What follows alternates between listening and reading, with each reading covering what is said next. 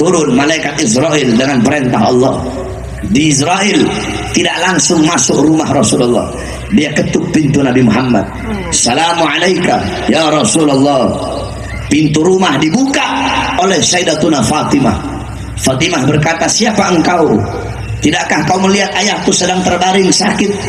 Israel menjawab, aku yang memisahkan anak dengan orang tua, aku yang memisahkan orang tua dengan anak, aku yang memisahkan suami dengan istri, aku yang memisahkan istri dengan suami, aku yang menjadikan anak-anak menjadi yatim, aku yang menjadikan istri-istri yang menjadi janda, aku yang meramaikan kuburan, aku pemisah antara dunia dan akhirat, dan aku diutus oleh Tuhanku kemari untuk mencabut nyawa sebaik-baiknya makhluk, yaitu Muhammad Rasulullah SAW. Ketika Sayyidah Fatimah mendengar kalau di depannya adalah Israel, dia langsung kembali ke pangkuan ayahnya. Dia menangis. Dia berkata, wahai ayah, Israel berada di depan, ingin mencabut nyawamu, wahai ayah. Apa kata Rasulullah? Jangan kau bersedih, wahai Fatimah, karena engkau adalah manusia yang pertama kali akan menyusulku setelah kematianku. Dan disampaikan kepada Muhammad bahwasanya sakratul maut itu lebih sakit daripada ditancapkan ribuan pedang. Kemudian Nabi Muhammad berkata, apakah rasa sakit seperti ini juga yang nanti akan dialami oleh umatku ketika sakratul maut? Apa jawab Israel? Iya ya Rasulullah, rasa sakit seperti ini, bahkan lebih sakit dari ini ya Rasulullah. Doa yang menutupi kepergian Rasulullah SAW, apa doa beliau? Allahumma khaffif ala ummati fi sakratil maut, Allahumma khaffif ala ummati fi sakratil maut wa thaqqil alaiha. Ya Allah, ya Rabb, ringankanlah, permudahkanlah sakratul maut umatku dan beratkanlah untukku. Ya Allah, ya Rabb, aku menanggung sakratul maut umatku. Berikan rasa sakit mereka, berikan beban penderitaan sakratul maut umatku. Ya Allah, umatku tidak akan kuat, umatku tidak akan sanggup. Biar aku nabi mereka, aku pemimpin mereka, aku penanggung jawab mereka. Biar aku menanggung seluruh rasa sakit sakratul maut umatku. Ya Allah, jangan kau berikan rasa sakit sakratul maut kepada umatku. Ya Allah.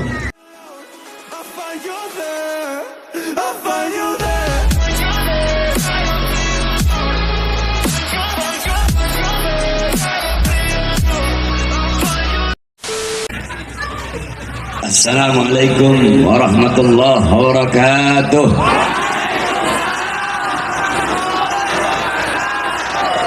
Bismillah wassalatu wassalam ala Rasulillah Muhammad ibn Abdullah wa ala alihi wa sahbihi wa man wala. Wa ba'd. Yang saya cintai, yang saya muliakan, para alim ulama, para habaib, para kiai, para asatidz, para tuan-tuan guru, para tokoh masyarakat, para aparat pemerintah, wabil khusus segenap para pimpinan 20 majelis taklim gabungan Kota Langsa. Yang saya cintai, yang saya muliakan, segenap panitia peringatan Maulid Nabi besar Muhammad. Yang saya cintai, yang saya muliakan, Bapak Wali Kota Kota Langsa beserta seluruh para hadirin hadirat, bapak-bapak, ibu-ibu, khususnya para pemuda-pemudi sekalian, umat baginda Nabi besar Muhammad yang selalu dimuliakan oleh Allah Subhanahu wa taala. Saudara-saudara sekalian yang dimuliakan oleh Allah, alhamdulillah, segala puji dan syukur kehadirat Allah Subhanahu wa taala. Dialah Allah Subhanahu wa taala yang maha besar, yang besar selain Allah kecil. Dialah Allah Subhanahu wa taala yang maha kaya, yang kaya selain Allah miskin. Dialah Allah yang maha kuat, yang maha perkasa, yang kuat, yang perkasa selain Allah lemah. Dialah Allah yang maha melihat, yang melihat selain Allah buta terhadap warna-warna yang tersembunyi, buta terhadap warna-warna yang jauh. Dialah Allah yang maha mendengar, yang mendengar selain Allah, tuli terhadap suara-suara yang jauh dan suara-suara yang dekat akan menulikannya. Dialah Allah Subhanahu wa taala yang dimana walaupun seluruh makhluk berbuat baik, tidak akan menambahkan sedikit pun keagungan di sisinya, dan walaupun seluruh makhluk berbuat dosa, tidak akan mengurangi sedikit pun keagungan di sisinya. Dialah Allah yang maha berilmu. Yang berilmu selain Allah adalah pencari ilmu. Dialah Allah yang maha tahu. Yang tahu selain Allah adalah pencari pengetahuan. Dialah Allah yang maha hidup. Yang hidup selain Allah pasti akan tiada, pasti akan mati. Yang wujud selain Allah pasti akan hancur, pasti akan binasa. Dialah Allah yang maha berkuasa. Yang berkuasa selain Allah kadang berkuasa dan kadang tidak berkuasa. Dialah Allah yang dimana pada malam hari yang mulia ini Allah Subhanahu wa ta'ala memilih kita dari sebagian banyak hamba-hambanya. Allah pilih kita sebagai hamba-hamba yang menyambut dengan gembira hari lahirnya kekasihnya, yaitu baginda Nabi besar Muhammad sallallahu alaihi wasallam. Saudara-saudara sekalian yang dimuliakan oleh Allah, kita duduk di ini majlis dalam rangka menyambut maulid Nabi besar Muhammad sallallahu alaihi wasallam. Saya kagum dengan orang-orang yang ada di Langsa. Daerah-daerah lain belum bikin acara maulid karena ini masih bulan Safar. Daerah-daerah lain bikin maulid biasanya masuk bulan Rabiul Awal. Biasanya kalau masih Muharram sama Safar, daerah-daerah lain itu bikin acaranya acara Muharram. Tapi ini orang Langsa, orang Aceh luar biasa. Belum masuk bulan Maulid, tapi sudah bergembira terlebih dahulu dengan lahirnya baginda Nabi besar Muhammad sallallahu alaihi wasallam. Maka saya berikan penghormatan yang sangat besar kepada seluruh masyarakat Langsa, khususnya para panitia yang telah dengan begitu luar biasanya, dengan begitu semangatnya memperingati acara Maulid baginda Nabi besar Muhammad sallallahu alaihi wasallam. Saudara-saudara sekalian yang dimuliakan oleh Allah Subhanahu wa taala, di dalam kitab Khawasi Syarwani ala Tuhfatil Muhtaj, itu kitab Khawasi Syarwani adalah kitab daripada Al-Imam Asy-Syarwani. Itu adalah hasiah daripada kitab Tuhfatul Muhtaj Al-Imam Ibnu Hajar Al-Haytami. Kitab Tuhfatul Muhtaj Al-Imam Ibnu Hajar Al-Haytami adalah syarah daripada kitab Matan Minhajut Talibin Al-Imam An-Nawawi. Dari kitab Minhaj, itu kitab Imam Nawawi, disyarahkan sama Imam Ibnu Hajar Al-Haytami, diberi nama kitab Tuhfatul Muhtaj. Kemudian disyarahkan dengan lebih jelas, namanya Khasiyah. Oleh siapa? Oleh Al-Imam Asy-Syarwani. Di situ di dalam Khawasi Syarwani dijelaskan bahwasanya inna afdalal layali huwa lailatul maulidis syarif, thumma lailatul qadar, thumma lailatul jum'ah.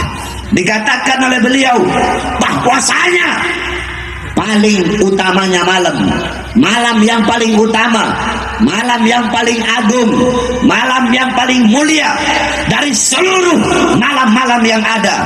Malam yang paling mulia adalah malam kelahiran baginda Nabi besar Muhammad. Setelah malam kelahiran Nabi, baru malam Lailatul Qadar. Setelah malam Lailatul Qadar, baru malam Jumat. Pertanyaannya, kenapa malam lahirnya Nabi lebih utama daripada Lailatul Qadar? Padahal Lailatul Qadar malam turunnya malaikat, malam turunnya Al-Quran, malam yang lebih utama dari 1000 bulan. Tapi kenapa malam kelahiran Nabi lebih mulia daripada Lailatul Qadar? Al-Imam Al-Qastallani radhiyallahu anhu dalam kitabnya Al-Mawahib Al-Laduniyah, beliau berkata, malam Maulid lebih utama daripada Lailatul Qadar karena 3 perkara. Apa 3 perkara itu? Yang pertama, malam Lailatul Qadar adalah malam turunnya malaikat, sedangkan malam Maulid adalah malam lahirnya, malam turunnya Nabi Muhammad sallallahu alaihi wasallam. Yang kedua, malam Lailatul Qadar adalah anugerah yang Allah berikan kepada Nabi Muhammad, sedangkan malam Maulid adalah malam lahirnya seseorang yang diberikan anugerah tersebut. Berarti kalau bukan karena lahirnya Nabi, tidak akan ada Lailatul Qadar. Yang ketiga, Lailatul Qadar adalah karunia dan rahmat Allah bagi umat Nabi Muhammad saja, bukan untuk umat-umat yang lain.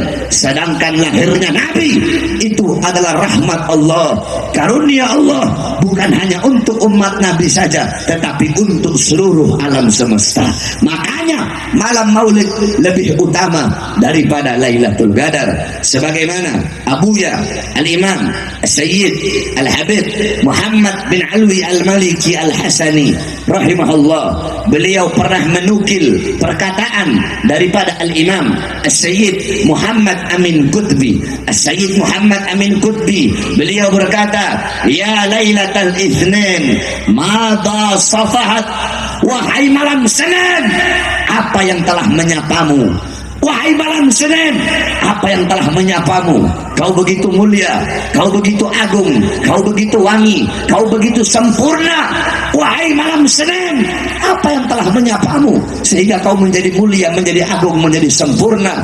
Wahai malam Senin, engkau menjadi mulia, engkau menjadi sempurna, sehingga berawal dari mula hari-hari yang mulia dalam Islam. Kenapa? Karena pada mula lahir makhluk yang mulia, yaitu baginda Nabi besar Muhammad sallallahu alaihi wasallam. Saudara-saudara, kalau bukan karena maulidnya Nabi, maka tidak akan ada hari-hari yang mulia dalam Islam. Sehingga bagi kami, hari lahirnya Nabi adalah hari yang paling mulia di muka buminya Allah. Kenapa? Karena hari lahirnya Nabi itulah yang membuka hari-hari yang mulia dalam Islam.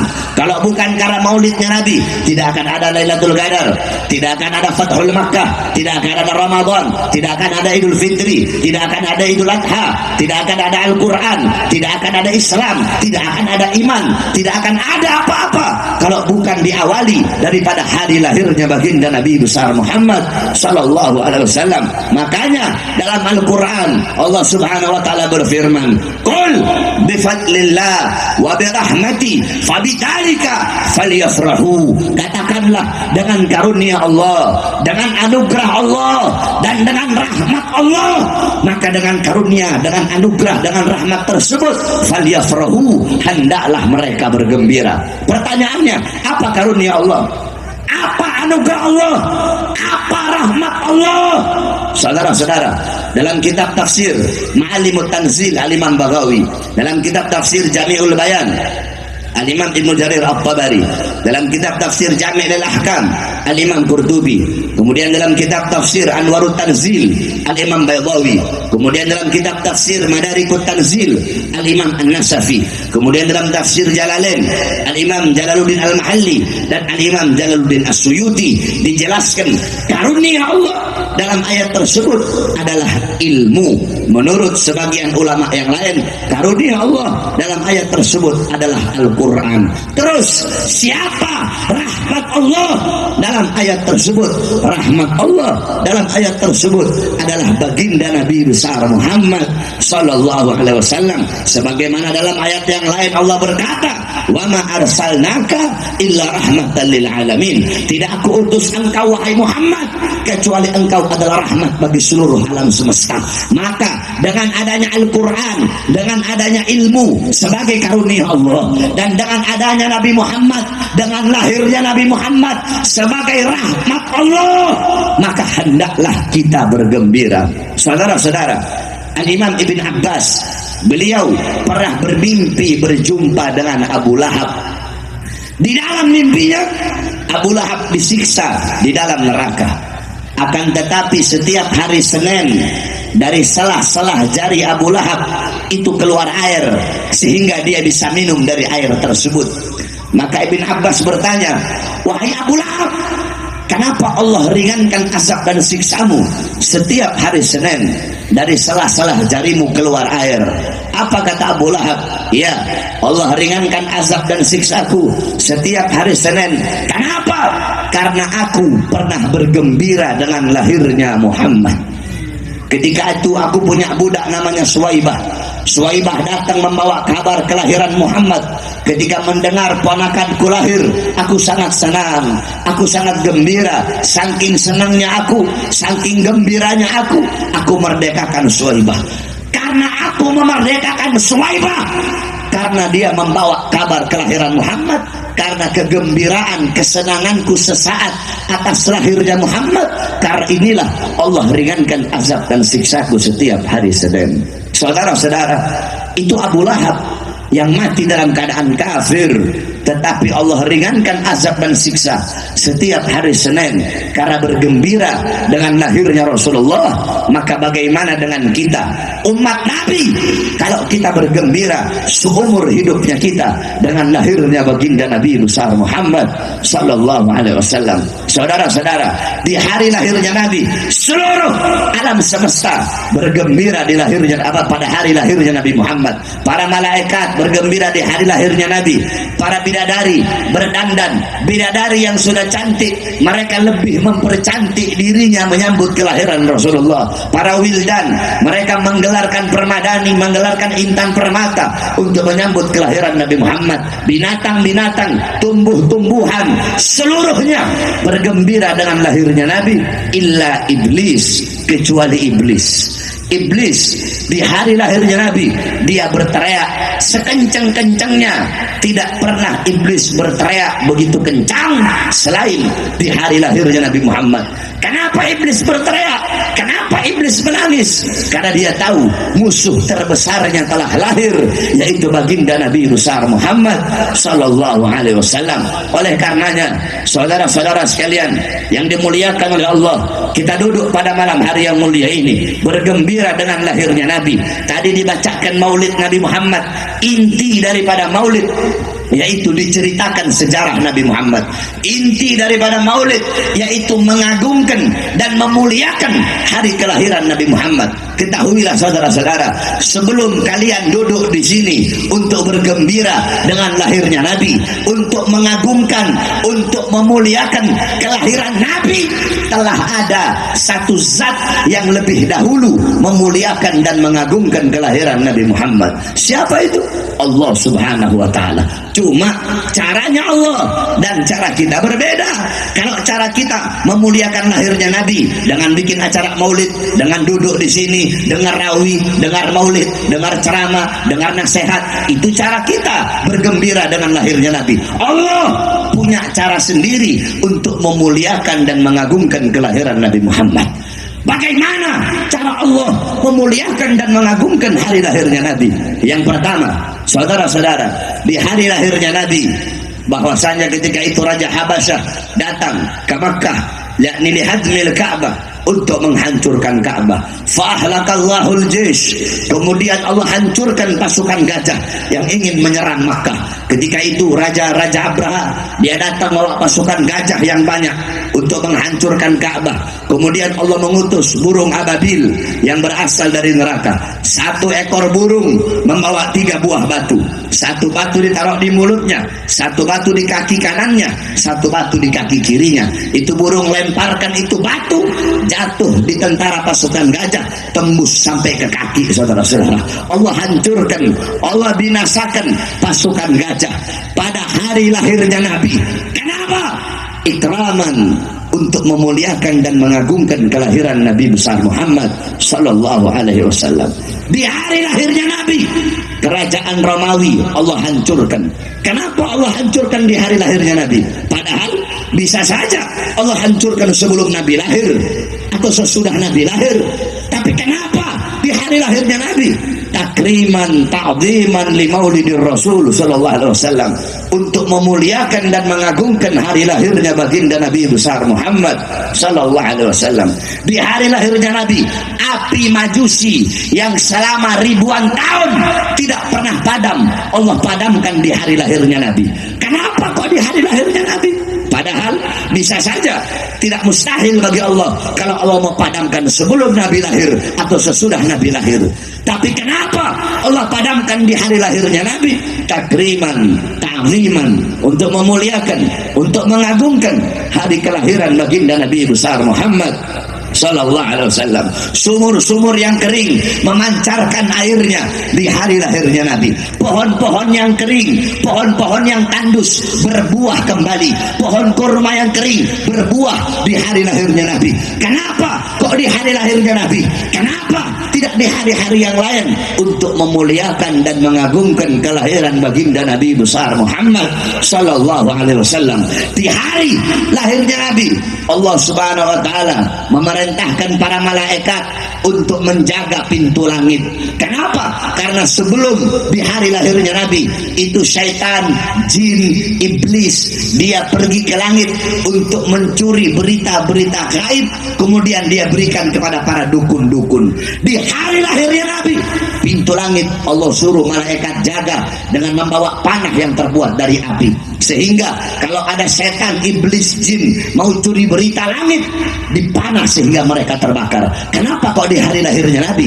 Kenapa bukan di hari-hari yang lain? Untuk memuliakan dan mengagungkan kelahiran baginda Nabi besar Muhammad sallallahu alaihi wasallam. Nah, saudara-saudara, Allah saja memuliakan kelahirannya Nabi. Allah saja bergembira dengan lahirnya Nabi. Kita siapa kok tidak mau memuliakan, tidak mau mengagungkan kelahiran baginda Nabi besar Muhammad sallallahu alaihi wasallam? Bahkan banyak orang-orang bertanya, ngapain sih itu bikin-bikin acara maulid? Ngapain bikin-bikin acara maulid? Kalau ada orang yang bertanya, ngapain bikin acara maulid? Seakan-akan itu orang bertanya, ngapain kamu bergembira dengan lahirnya Nabi Muhammad sallallahu alaihi wasallam? Karena orang yang merayakan maulid adalah orang yang mengungkapkan kegembiraannya dengan lahirnya Nabi.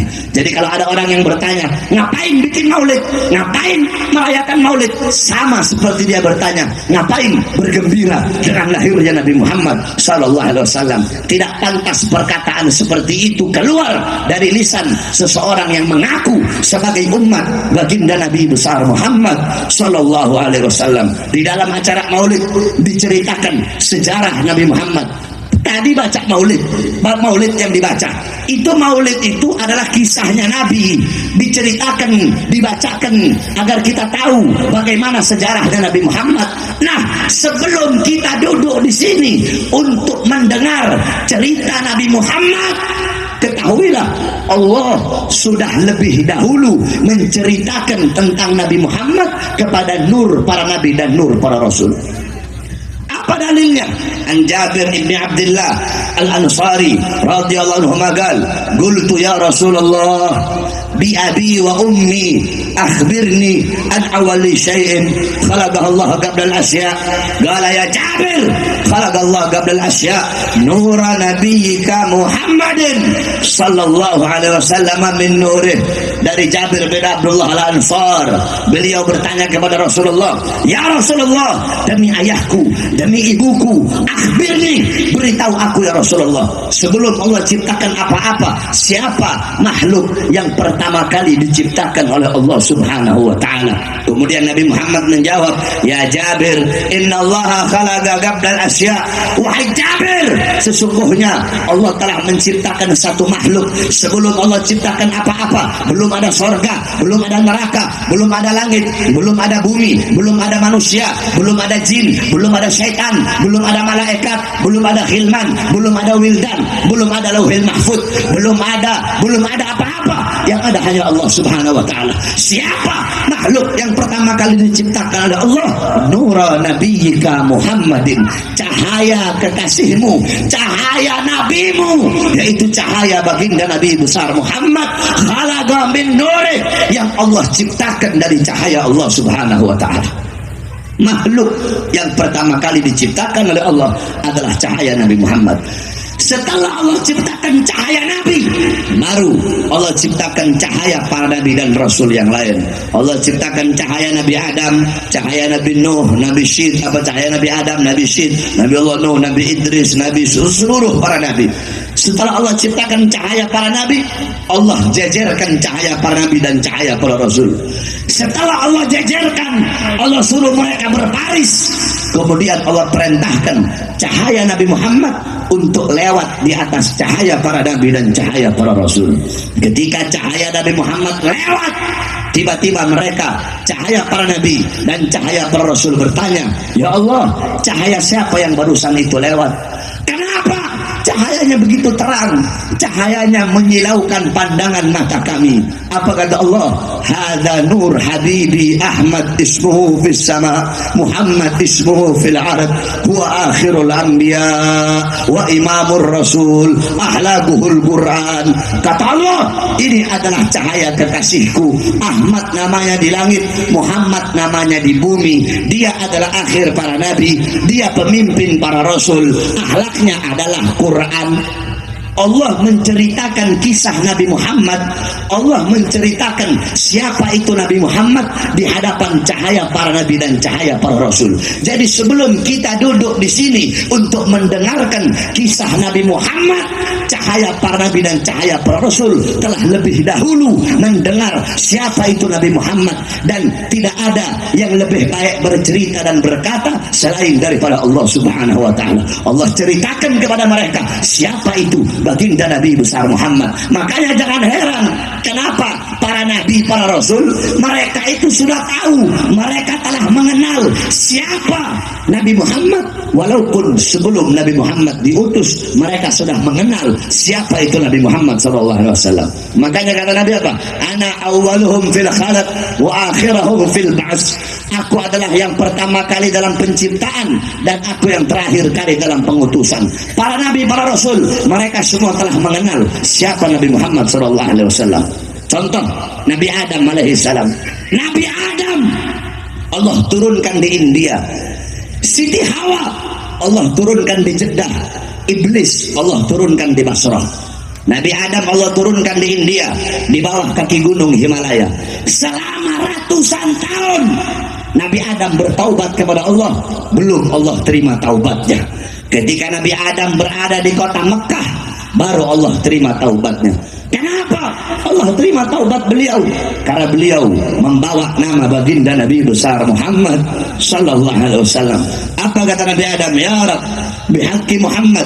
Ya Allah, demi hak Muhammad, demi kebenaran Muhammad, demi keagungan Muhammad, demi kemuliaan Muhammad, ampuni dosaku ya Allah. Qala Allah, ya Adam, kaifa arafta Muhammad? Wahai Adam, dari mana engkau mengenal Muhammad? Dari mana engkau mengetahui Muhammad?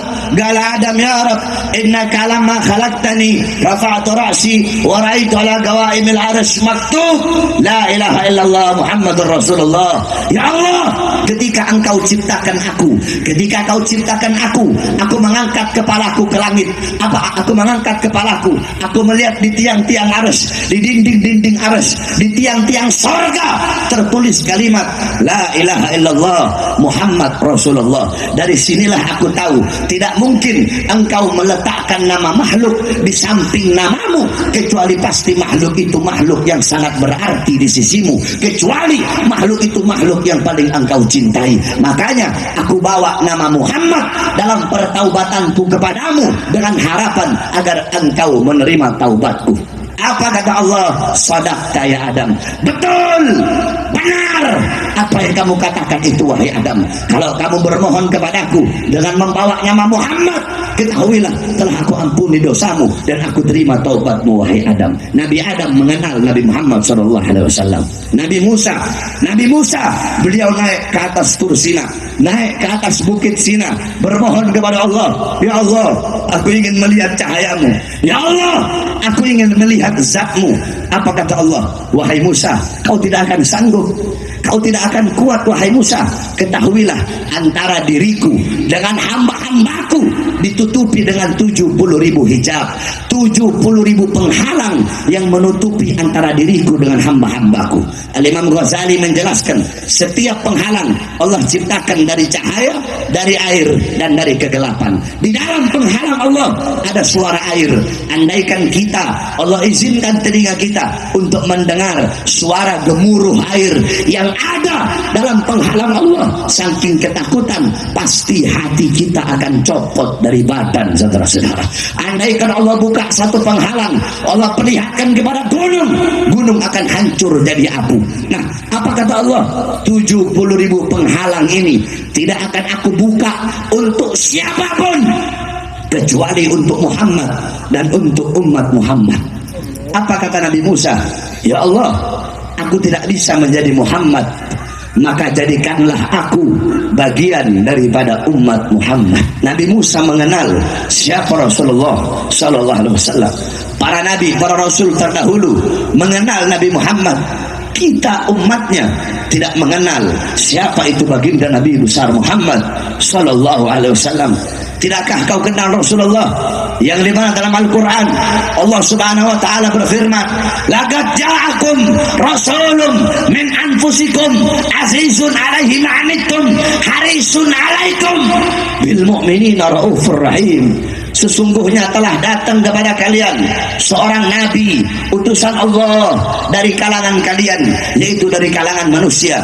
Dia bersedih atas penderitaan kalian. Apa yang kalian rasakan dia rasakan. Berat bagi dia atas penderitaan kalian, kesusahan kalian. Dia menjaga kalian, menjaga akidah kalian, tauhid kalian. Dia Rasulullah menjaga keimanan kalian kepada orang-orang yang beriman. Dia sangat berkasih sayang. Tidakkah engkau mengenal siapa Rasulullah SAW? Beliau adalah seorang manusia yang dimana pernah 3 hari 3 malam kelaparan, 3 hari 3 malam tidak makan, 3 hari 3 malam mengganjal perutnya dengan sebongkah batu. Beliau kelaparan bukan untuk keluarganya, bukan untuk anak cucunya, bukan untuk sahabatnya, tetapi beliau kelaparan demi kalian sebagai umatnya. Tidakkah kalian mengenal beliau Rasulullah? Pipinya pernah tertusuk tulang tembus sampai ke sebelah. Demi siapa? Demi kalian sebagai umatnya.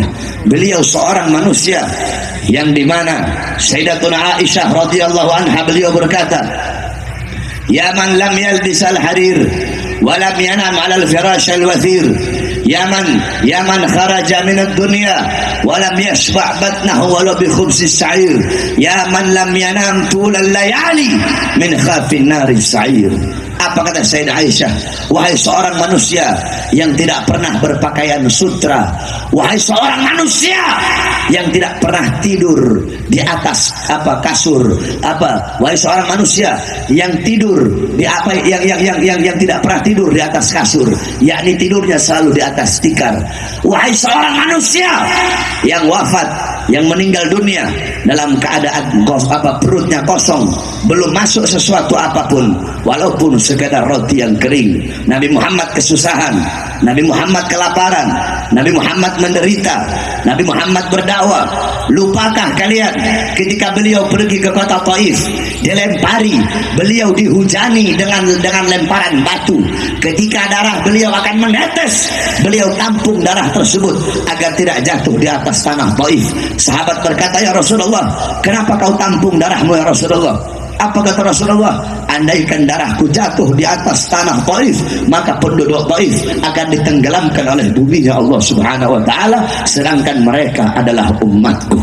Tidakkah kalian tahu bagaimana kecintaan Nabi Muhammad kepada kalian? Kecintaan Nabi kepada kalian lebih besar daripada kecintaan bapak ibu kalian kepada kalian, lebih besar daripada kecintaan istri-istri kalian kepada kalian, suami kalian kepada kalian, anak-anak kalian kepada kalian. Nabi Muhammad sallallahu alaihi wasallam yang dimana dijelaskan bahwasanya Sayyidina Ali bin Abi Thalib radhiyallahu an, inna Rasulullah sallallahu alaihi wasallam fi akhir nafsi harragat syafataihi marrataini fa'algaitu sam'i fasami'tuhu yaqul ummati ummati ummati faqubida Rasul sallallahu alaihi wasallam. Apa kata Sayyidina Ali bin Abi Thalib? Nabi Muhammad di akhir hayatnya, aku melihat bibir beliau bergerak dengan 2 kali gerakan. Kemudian aku dekatkan telingaku, aku mendengar beliau berkata, ummati, umatku, ummati, umatku, umatku.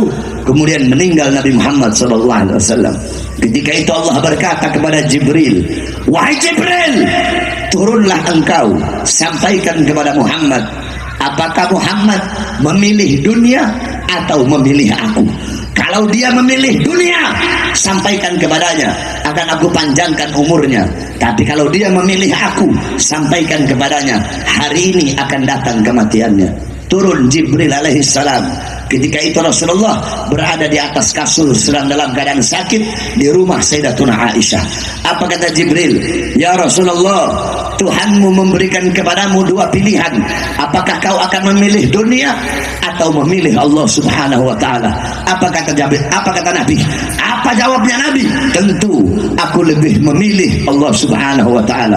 Sampaikan kepada Tuhanku, aku lebih memilih Allah daripada dunia, karena dunia bukanlah tempatku. Tempatku ketika ruhku berpindah kepada Allah, maka itu adalah tempatku yang sebenarnya. Maka Jibril membawa pesan Nabi Muhammad.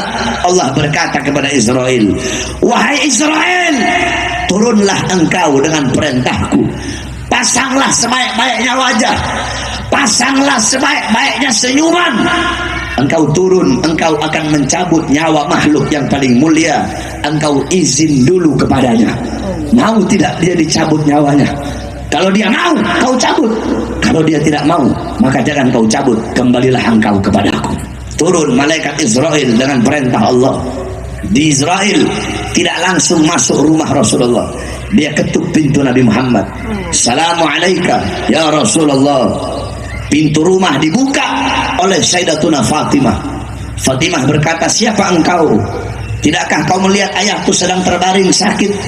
Israel menjawab, aku yang memisahkan anak dengan orang tua, aku yang memisahkan orang tua dengan anak, aku yang memisahkan suami dengan istri, aku yang memisahkan istri dengan suami, aku yang menjadikan anak-anak menjadi yatim, aku yang menjadikan istri-istri yang menjadi janda, aku yang meramaikan kuburan, aku pemisah antara dunia dan akhirat, dan aku diutus oleh Tuhanku kemari untuk mencabut nyawa sebaik-baiknya makhluk, yaitu Muhammad Rasulullah SAW. Ketika Sayyidah Fatimah mendengar kalau di depannya adalah Israel, dia langsung kembali ke pangkuan ayahnya. Dia menangis. Dia berkata, wahai ayah, Israel berada di depan, ingin mencabut nyawamu, wahai ayah. Apa kata Rasulullah? Jangan kau bersedih, wahai Fatimah, karena engkau adalah manusia yang pertama kali akan menyusulku setelah kematianku. Datanglah Israel. Ketika Israel datang, ditemani oleh Jibril. Ketika akan dicabut oleh Israel, Nabi Muhammad berkata, ya Khalili Jibril, wahai kekasihku Jibril, aku belum puas meninggalkan umatku kalau Allah belum memberikan jaminan kepada umatku. Pergi Jibril menghadap Allah. Ya Allah, kekasihmu belum puas, kekasihmu minta jaminan untuk umatnya. Apa kata Allah? Fa'auhallahu ta'ala ala Jibril, basyirhu ya Jibril, innal jannah muharramatun alal umam qabla an tadkhuluha ummatuh. Wahai Jibril, sampaikan kepada Muhammad, jaminan dariku, surga aku haramkan untuk dimasuki oleh siapapun sebelum surga dimasuki oleh umat Muhammad. Ini jaminan dariku. Nabi Muhammad pada saat detik terakhir nafasnya tidak memikirkan nasibnya. Yang beliau fikirkan nasib kalian sebagai umatnya. Akhirnya dicabutlah nyawa makhluk yang mulia tersebut. Dicabut nyawa Rasulullah. Ketika nyawa tersebut sampai di betis, Nabi berkata, apakah seperti ini rasa sakit sakratul maut?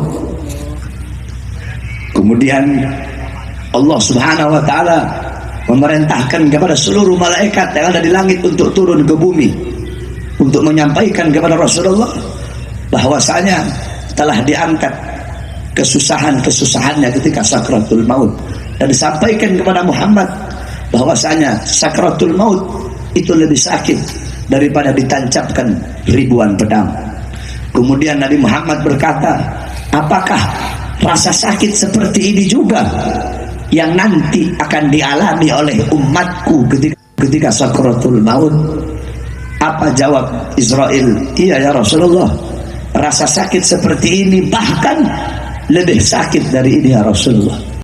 Nabi Muhammad mengusap pipinya, ada air sebuah cawan di samping, beliau letakkan tangannya di cawan yang berisi air itu, kemudian beliau usapkan itu air di muka beliau, kemudian beliau mengangkat tangan. Doa terakhirnya Nabi Muhammad SAW, doa yang menutupi kepergian Rasulullah SAW. Apa doa beliau? Allahumma khaffif ala ummati fi sakratil maut, Allahumma khaffif ala ummati fi sakratil maut wa thaqqil alaiha. Ya Allah, ya Rabb, ringankanlah, permudahkanlah sakratul maut umatku dan beratkanlah untukku. Ya Allah, ya Rabb, aku menanggung sakratul maut umatku. Berikan rasa sakit mereka, berikan beban penderitaan sakratul maut umatku. Ya Allah, umatku tidak akan kuat, umatku tidak akan sanggup. Biar aku nabi mereka, aku pemimpin mereka, aku penanggung jawab mereka. Biar aku menanggung seluruh rasa sakit sakratul maut umatku. Ya Allah, jangan kau berikan rasa sakit sakratul maut kepada umatku. Ya Allah, apa yang telah kau berikan untuk Rasulullah? Apa yang telah kau korbankan untuk Nabi Muhammad? Nabi Muhammad berjuang mati-matian, pagi, siang, sore, malam berdakwah, berdarah. Demi siapa? Demi kalian. Agar apa? Agar iman sampai, agar Islam sampai, agar takwa sampai, agar syariat Islam sampai, agar masjid sampai, agar ulama sampai, agar Al-Quran sampai, agar ilmu, amal, adab, wara sampai, ikhlas sampai, takwa sampai, amar ma'ruf sampai, jihad sampai, nahi mungkar sampai kepada kalian. Itu semua berkat perjuangan Rasulullah. Tetapi setelah itu semua sampai, malah kalian sia-siakan, malah kalian campakkan, kalian lebih berat kepada urusan dunia daripada urusan-urusan yang menggembirakan hati baginda Nabi besar Muhammad sallallahu alaihi wasallam. Oleh karenanya, saudara-saudaraku sekalian yang dimuliakan oleh Allah Subhanahu wa taala, dengan adanya acara Maulid yang mulia ini, maka jadilah kita umat Nabi yang bisa menggembirakan Nabi Muhammad. Dengan apa? Dengan mengikuti syariatnya, dengan taat kepada aturan-aturannya, dengan mengikuti sunnah-sunnah daripada baginda Nabi besar Muhammad. Jangan engkau jauh dari ulama, jangan engkau jauh dari orang-orang saleh. Kenapa? Karena para ulama itu adalah pewaris daripada keilmuan baginda Nabi besar Muhammad sallallahu alaihi wasallam. Nabi Muhammad tidak mewariskan harta, pangkat, jabatan, tahta, kekuasaan. Bukan itu warisannya Nabi. Warisannya Nabi adalah ilmu yang dibawa oleh para ulama. Oleh karenanya, jangan engkau jauh dari ulama, jangan engkau jauh dari orang-orang saleh. Tinggalkan perbuatan dosa, tinggalkan perbuatan maksiat. Tuba liman kana tarkud dunya qabla an tarakta wa bana qabrahu qabla an yadkhula wa arda rabbahu qabla an yalqa. Sungguh beruntung, sungguh berbahagia bagi orang-orang yang meninggalkan dunia sebelum dunia yang meninggalkannya. Apa maksudnya meninggalkan dunia? Tinggalkan perbuatan dosa, tinggalkan perbuatan maksiat, tinggalkan perbuatan-perbuatan yang dilarang oleh Allah Subhanahu wa taala. Kita orang-orang sekarang sibuk dengan urusan dunia, sibuk dengan urusan harta. Pagi, siang, sore, malam cari uang. Pagi, siang, sore, malam cari harta. Pagi, siang, sore, malam melayani dunia. Pagi, siang, sore, malam jadi budak-budak dunia. Kamu bersungguh-sungguh mencari sesuatu yang telah dijamin oleh Allah, tetapi sorga yang belum dijamin kamu tidak sungguh-sungguh untuk mencarinya. Kebalik, urusan akhirat yang belum dijamin harusnya kita bersungguh-sungguh. Urusan dunia, rizki yang telah ditanggung oleh Allah harusnya biasa-biasa saja. Oleh karenanya, tinggalkan dunia. Sebelum apa? Sebelum dunia yang meninggalkan kita. Maksudnya apa? Sebelum mati, saudara-saudara. Wabana gabrahu gablan yadkhula. Sungguh beruntung bagi orang-orang yang membangun kubur sebelum mereka memasukinya. Apa Apa maksudnya bangun kubur? Maksudnya membangun kubur bukan berarti menggali kubur, tetapi siapkan bekal-bekal untuk kau bawa ke dalam kubur. Karena dunia tempat memanen, kubur dunia tempat menanam, kubur tempat memanen. Kalau di dunia engkau menanam sesuatu yang baik, dalam kubur engkau pun akan memanen sesuatu yang baik. Dalam kubur engkau sendiri, engkau sunyi, engkau sepi, tidak ada teman, tidak ada kekasih, tidak ada orang tua menemani anak dalam kubur, tidak ada anak menemani orang tua dalam kubur, tidak ada suami menemani istri dalam kubur, tidak ada istri menemani suami dalam kubur. Dalam kubur engkau sendiri, engkau sunyi, engkau sepi. Temanmu adalah amal-amal yang engkau tanam ketika engkau hidup di dunia. Maka siapkan bekal-bekal untuk engkau bawa ke dalam kubur. Wa arda rabbahu qabla an yalqah. Dan sungguh beruntung bagi orang-orang yang ridha kepada Tuhannya sebelum dia berjumpa dengan Tuhannya. Oleh karenanya, saudara-saudara sekalian yang dimuliakan oleh Allah Subhanahu wa taala, di tahun baru Islam ini 1440 Hijriah, kita harus menjadi orang-orang yang hijrah. Jangan sama dengan tahun kemarin. Kalau tahun kemarin dan tahun sekarang sama, tidak bertambah ketaatan, tidak bertambah kepatuhan, tidak bertambah ketakwaan, maka berarti selama 1 tahun kemarin kita tidak mendapatkan keberkahan. Sebab kenapa? Al-barakah, keberkahan itu bukan bertambah harta, bukan bertambah umur, bukan bertambah waktu. Al-barakah tuzilukum fit ta'ah. Barokah adalah bertambahnya ketaatan dan kepatuhan kepada Allah Subhanahu wa taala. Hijrahlah engkau. Sebab ketika kita berbicara tentang tahun baru Hijriah, maka tidak akan pernah bisa dilepaskan daripada hijrah Nabi Muhammad. Sebab kenapa? Sebab Hijriah, tahun Hijriah itu diambil dari kata hijrah, sebagaimana dijelaskan para ulama dalam kitab tarikh Al-Imam Ibnu Jarir At-Tabari, dalam kitab tarikh Syiarul A'lam An-Nubala karangan Al-Imam Az-Zahabi, dalam kitab tarikh Al-Bidayah wan Nihayah karangan Al-Imam Ibnu Katsir, dijelaskan dulu orang Arab jahiliyah, bahkan sampai di zaman Nabi, sampai di zaman Sayyidina Abu Bakar, sampai di zaman Khalifah Umar bin Khattab di tahun kedua menjabat sebagai khalifah, umat Islam tidak punya tahun. Jadi umat Islam itu nggak punya tahun.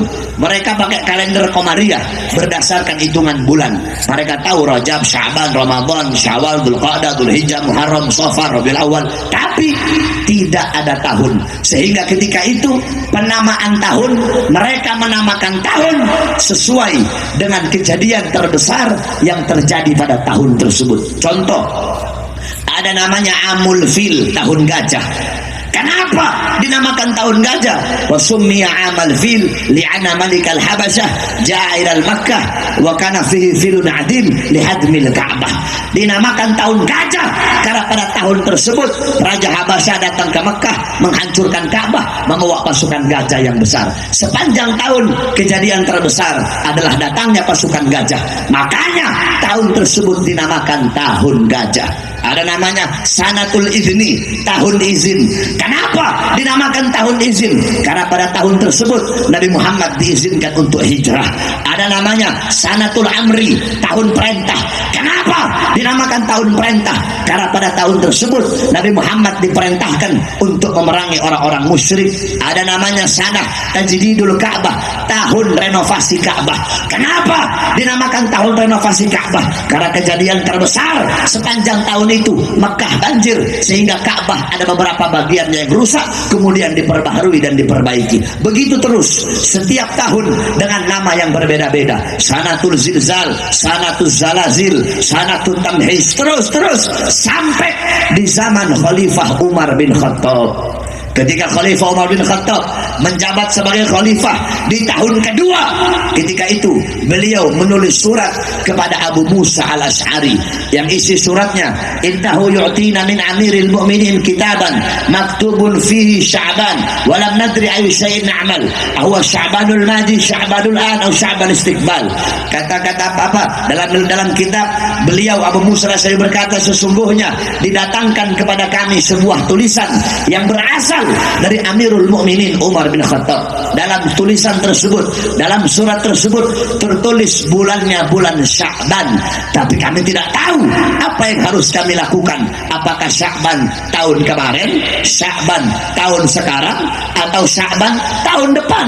Karena tidak ada tahunnya ketika itu, hanya tulis Sya'ban. Nggak tahu Sya'ban tahun kemarin, Sya'ban tahun sekarang, atau Sya'ban tahun depan. Ketika Sayyidina Umar mendengar tersebut, beliau berkata apa? Du'u linnas syai'an li'arifunahu. Letakkan bagi manusia sesuatu yang dimana dengan sesuatu itu manusia bisa mengenal. Maksudnya apa? Bikin kalender, bikin tahun buat umat Islam. Fa istasyara Umar ma'al ashab. Kemudian Sayyidina Umar bin Khattab bermusyawarah dengan para sahabat. Ketika beliau bermusyawarah, ada sahabat yang usul, tetapkan tahun umat Islam mulai dari lahirnya Nabi Muhammad. Ada lagi yang usul, tetapkan tahun umat Islam mulai dari wafatnya Nabi Muhammad. Ada lagi yang usul, tetapkan tahun umat Islam mulai dari Nabi Muhammad diangkat menjadi nabi. Dari sekian banyak usulan, usulan yang diterima adalah usulan Sayyidina Ali bin Abi Thalib. Apa usulan beliau? Usulan beliau, tetapkan tahun bagi umat Islam mulai dari kita meninggalkan negeri berhala. Maksudnya apa? Maksudnya mulai dari hijrah, yaitu hijrah dari Makkah ke Madinah. Maka ditetapkanlah tahun Hijriah diambil dari hijrahnya baginda Nabi besar Muhammad SAW. Itu adalah asal usul peletakan dan penamaan daripada tahun Hijriah. Makanya ketika berbicara tentang tahun baru Islam, tidak bisa dilepaskan daripada hijrahnya Nabi Muhammad SAW. Pertanyaannya, apa itu hijrah? Hijrah, para ulama berbeda pendapat tentang hijrah. Al-Imam Suyuti, beliau berkata al-hijrah intiqal an syai' ila syai'. Al-Imam Qurtubi berkata al-hijrah intiqal min mawdi' ila mawdi' wa qasdu tarkil awal itharan lisani. Al-Imam Mujahid berkata al-hijrah tarku diyarahum in khafal fitnah wal i'tidari fi dzatillah. Terlalu panjang kalau saya mau jelaskan dan saya artikan. Intinya saja, sebenar-benarnya makna hijrah adalah yang disampaikan oleh baginda Nabi besar Muhammad sallallahu alaihi wasallam. Apa hijrah menurut Nabi? Al-muhajir man hajara ila mana Allahu anhu. Orang-orang yang berhijrah adalah orang-orang yang meninggalkan apa-apa yang dilarang oleh Allah Subhanahu wa taala, meninggalkan perbuatan dosa, meninggalkan perbuatan maksiat. Allah larang mabuk, kamu tidak mabuk, kamu tinggalkan mabuk, berarti kamu orang yang berhijrah.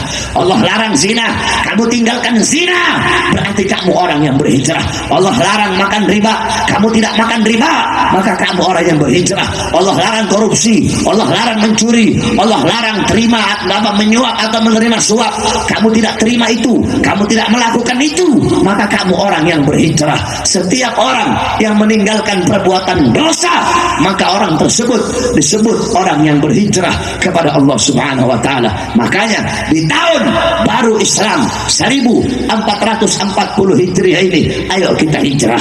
Hijrah dari apa? Hijrah dari kebodohan menuju kepintaran. Hijrah dari apa? Dari keterpurukan menuju kebangkitan. Hijrah dari apa?